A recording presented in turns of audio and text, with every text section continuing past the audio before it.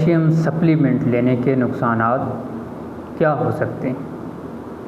Calcium supplement لینے سے پہلے یہ بات ضرور جان لیں۔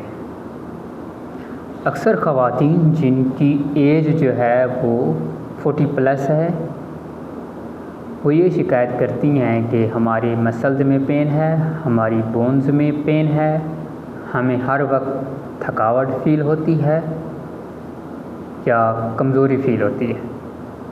اگر یہ علامات آپ کی باڈی میں ظاہر ہوں تو آپ کو وٹامن ڈی اور کیلشیم کی کمی ہو سکتی ہے۔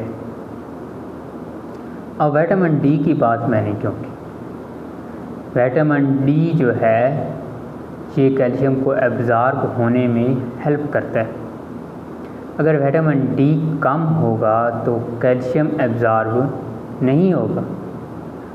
اس لیے جب بھی آپ اپنا کیلشیم کا ٹیسٹ کروائیں تو وٹامن ڈی کا ٹیسٹ ساتھ لازمی کروائیں۔ اس سے ہوگا کیا؟